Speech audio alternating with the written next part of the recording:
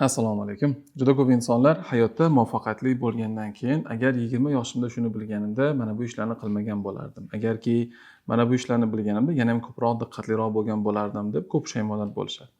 Va intervyularda berilgan savollarning o'rtasida bir savol oxirgi paytlar juda ham kuchayib ketdi va juda ham yaxshi savollardan biri. O'zingizni 20 yoshingizdagi o'zingizga nima degan bo'lardingiz? Bugun aynan mana shu savoldan kelib chiqqan holatida boshqalarga ham manfaatli bo'ladi degan umidda sizlarga juda ham ajoyib bir video tayyorladik. Bundan avvalgi videolar sizga manfaatli bo'ldi, foydali bo'ldi va hayotingizga tatbiq qilganingiz sari hayotingiz yaxshi tomonga o'zgarib ketyapti degan umiddamiz. Agar shunday bo'layotgan bo'lsa, sizlardan izohlarda bu to'g'risida bizga yozib qoldirishingizni tavsiya qilgan bo'lardim. Chunki biz mana shunday kommentlar orqali, mana shunday izohlar orqali o'zimizga ishonch va qilayotgan ishimizga nisbatan yanada katta rag'batlar olib kelamiz. Shuning uchun bugun boshlaymiz. Juda ham ajoyib suhbatlardan biri. Siz agar 20 yoshda bo'ladigan bo'lsangiz, o'zingiz ko'nikmalaringiz oqibatida nimalarga erishadigan bo'lsangiz, yanada muvaffaqiyatli bo'lishingiz mumkinligi to'g'risida 20 yoshda bilishingiz kerak bo'lgan eng muhim bo'lgan 8 qoida to'g'risida gaplashamiz bugun. Birinchi qoida. Murakkab foizlar. Murakkab foizlar nima? Ko'pchilik insonlar maktab bitirayotgan paytida o'rganmagan, lekin hayotda juda ham kerak bo'ladigan bir ilm bor. Bu moliyaviy savodxonlik. Siz moliyaviy savodxonlikni o'rganmas ekansiz, hayotda juda ham ko'p yutqazasiz. Pulni rejalashtirishlik, topayotgan pulingizni nimalarga bo'lishlik, nimalarga sarflasangiz, investitsiya orqali o'zingizni pulingizni yanada ko'paytirishingiz mumkinligi to'g'risidagi ma'lumotlar va bu ilmlar sizni hayotingizni tubdan o'zgartiradigan va sizni hayotingizni yaxshi tomonga o'zgartiradigan eng katta odatlardan biri. Agar men 20 yoshimda mana shu ilmni egallagan bo'lganimda, men hozirgi Abdulazizdan ko'ra yanada boyroq, yanada muvaffaqiyatliroq va yanada yaxshiroq inson bo'lardim deb umid qilaman. Sababi nimaga deyiladigan bo'lsa, moliyaviy savodxonlik insonlar orasida eng bilinmagan, lekin ularni eng katta boy qiladigan katta ilmlardan biri. Bu qanday bo'ladi? Agar siz 20 yoshingizda o'zingizni topayotgan pulingizdan har oyda $100 yig'ishni boshlasangiz va bu bir yilga 10% dan o'zini ko'payishni boshlaydigan bo'lsa, siz 60 yoshga kirgan paytingiz $630,000 pul jamg'argan bo'lasiz. Va eng asosiysi shuni 10 yildan keyin qiladigan bo'lsangiz, deylik 30 yoshdan boshlab oyiga $100 dan yig'ishni boshlarkansiz, sizni eng katta yutqizishingiz 3 barobar kamroq pul topasiz. Shuning uchun sizlarga moliyaviy savodxonlikni tezroq o'rganishlikni, investitsiya qoidalarini tezroq o'rganishlikni va hayotingizda investitsiyani tezroq boshlashingizni tavsiya qilgan bo'lardim. Bu borada sizga ko'rsatuvimiz homiysi Iman kompaniyasi juda ham zo'r yordam bera oladi degan umiddamiz. Ikkinchisi, diplom bilimga teng emas. Ko'pchilik insonlar universitetda o'qishlik yoki bo'lmasa universitetda o'qib turib faqatgina meni olayotgan IQ darajam va faqatgina olayotgan ilmlarimni o'zi meni hayotda muvaffaqiyatli qiladi deb o'ylashadi. Aslida siz hozirgi paytda juda katta kompaniyalarni ilmdan ko'ra malakani, ya'ni tajribani ko'proq so'rashayotgani oqibatida diplomga agar suyanib qoladigan bo'lsangiz, hayotda juda ham ko'p yutqazasiz.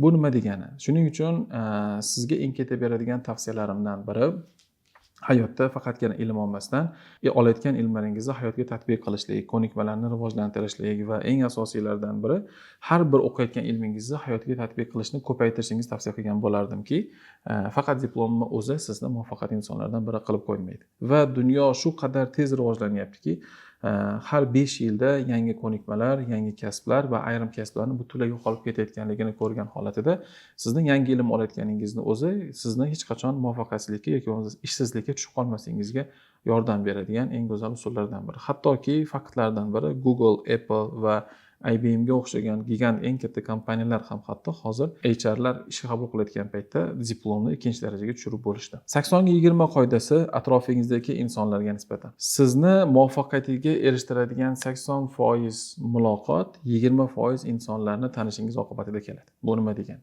Siz atrofingizda muvaffaqiyatli insonlar bilan birga bo'larkansiz, muvaffaqiyatli insonlar bilan birga do'stona shaklda vaqt o'tkazarkansiz, sizni atrofingizdagi insonlarning ta'siri albatta katta bo'ladi.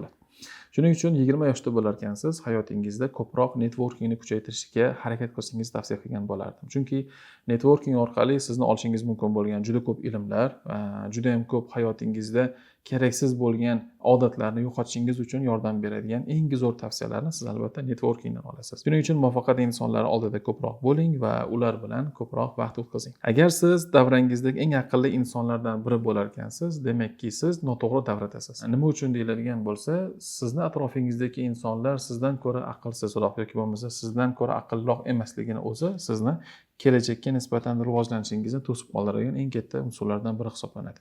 Doimo sizdan ko'ra aqlliroq, doimo sizdan ko'ra muvaffaqiyatliroq va doimo sizdan ko'ra yaxshiroq bo'lgan insonlar bilan ko'proq birga bo'ling va ustoz shogird bo'lingki, yanada muvaffaqiyatingiz, yanada hayotingiz go'zallashib boraversin. 4-inchisi, salomatlik bu kreditga o'xshaydi. Nima degani bu? Salomatlik shu qadar muhim bo'lgan narsaki, 20 yoshingizda ko'p uxlamasligingiz, 20 yoshingizda ayrim qilayotgan yomon odatlaringiz sizga ta'sir kuchini o'tkaza olmasligi mumkin.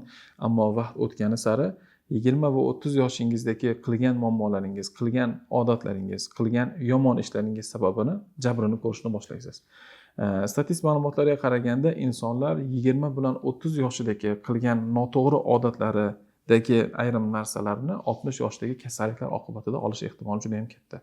Shuning uchun 20 yoshda bo'larkansiz, hayotingizda doimo sog'lom turmush tarziga, to'g'ri ovqatlanish, to'g'ri sport bilan shug'ullanishlik, vaqtingizni to'g'ri tasarruf qilishni o'rganishingizni hozirdan boshlashingiz kerakki, kelajakda yanada muvaffaqiyatli, yanada sog'lom va yanada xayrli insonlardan biri bo'lishingiz uchun albatta.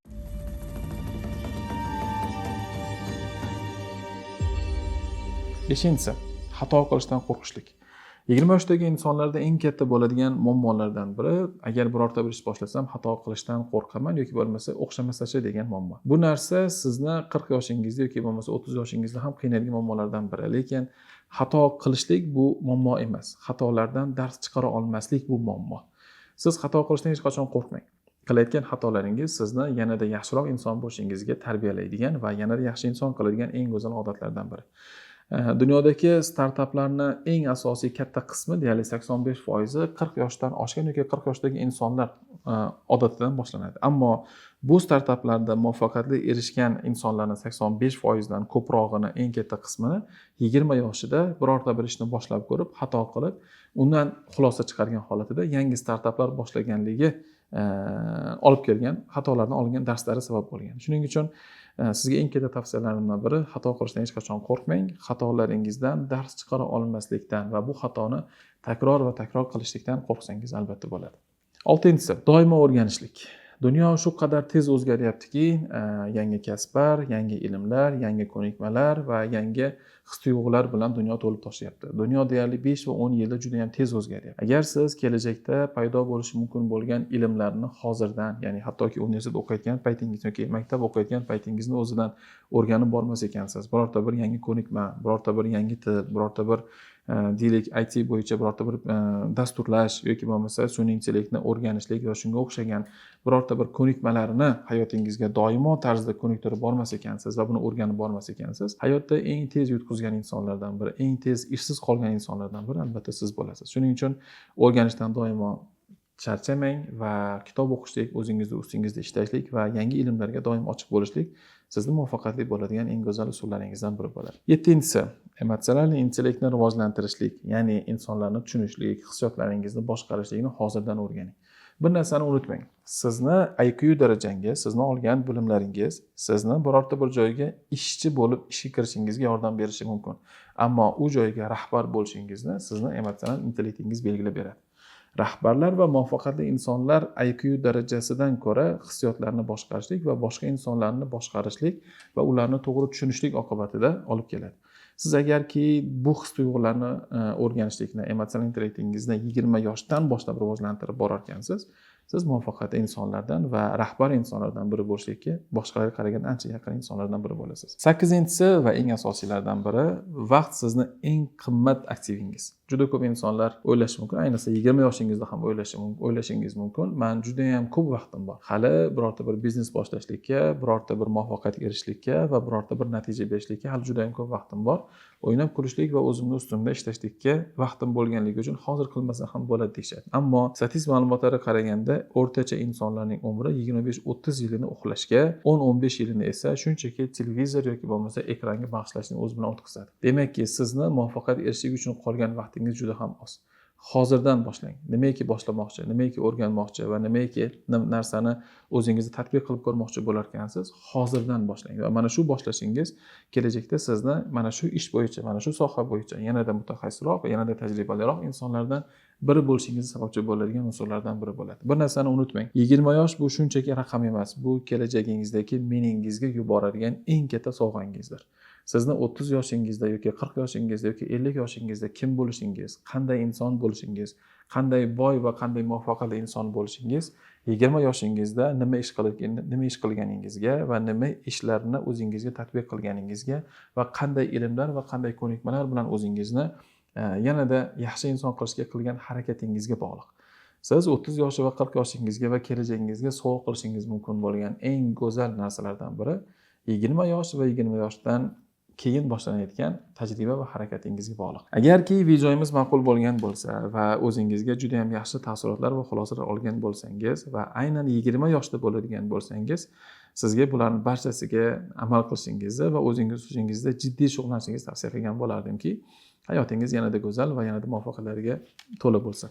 Izohlarda o'z fikringizni qoldiring. Keyingi ko'rsatuvlarimiz qanday mavzularda bo'ladigan bo'lsa, sizga yanada manfaatli va yanada foydali bo'lishi haqida bizlarga yozib qoldiring va do'stlaringizga ulashing. Eng asosiysi kommentariyalarda yoki bo'lmasa videomizga obuna bo'lgan holatida like tugmasini bosib, bizning mehnatimizga o'z fikrlaringizni qoldirishingizni tavsiya qilgan bo'lardim. Hammasi uchun katta rahmat.